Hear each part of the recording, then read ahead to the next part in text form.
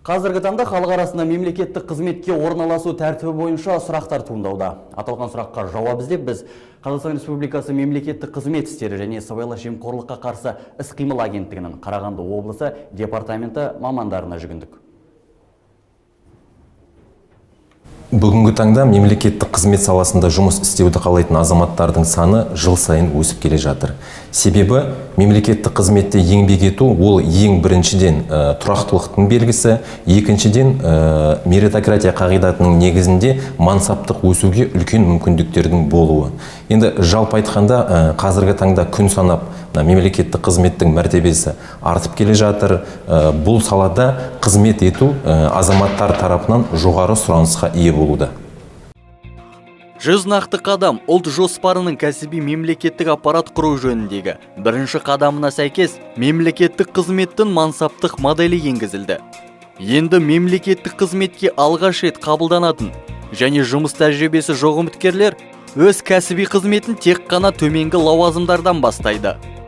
Бұл ретте Қазақстан Республикасының азаматына төменгі лауазымға тұру үшін бірнеше кезеңнен өту қажет.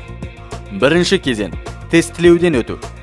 Тестілеуге қатысу үшін Б корпусының лауазымына кандидат тестілеу күніне дейін бір күнтізбелік күннен кешіктірмей электронды үкімет веб-порталы арқылы немесе азаматтарға арналған үкімет мемлекеттік корпорациясына жүгіну арқылы бекітілген нысан бойынша өтініш береді.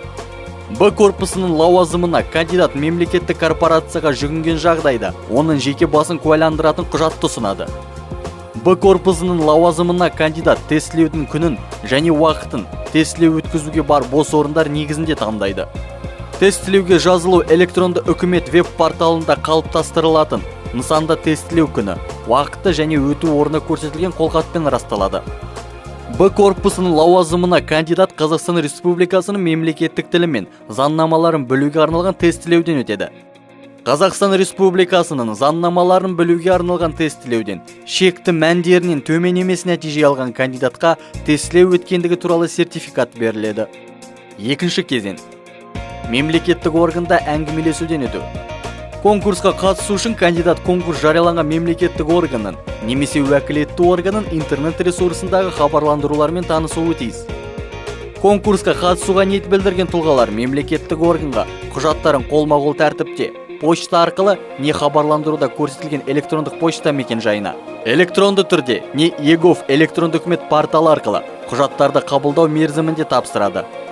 Ол конкурс өткізу туралы хабарландыру соңғы жарияланғаннан кейін келесі жұмыс күнінен бастап 7 жұмыс күнінің ішінде ұсынылуы тиіс. Конкурсқа қатысу үшін үміткерлер келесі құжаттарды ұсынады.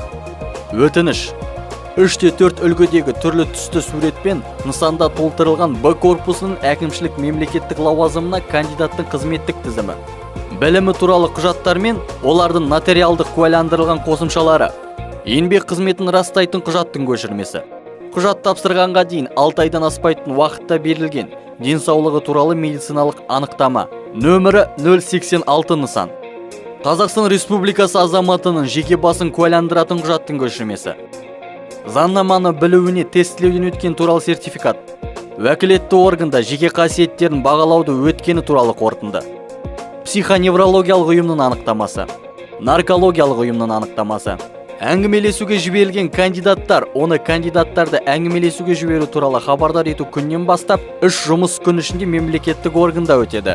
Бұл ретте әңгімелесудің мақсаты кандидаттардың кәсіби және жеке қасиеттерін бағалау болып табылады. Конкурс комиссиясының шешімі мен конкурс комиссиясының оның қорытындысын алған кандидаттардың тізімі конкурс өткізілгеннен кейін бір жұмыс күн ішінде мемлекеттік органның ақпараттық қабырғаларында барша көрінетін жерлерге, сондай-ақ оның интернет ресурсына орналастырылады. Конкурс комиссиясы әңгімелесуден өткен кандидаттарға конкурс нәтижесі туралы конкурстық комиссияның шешімі шыққан күннен 2 жұмыс күн ішінде хабарлайды.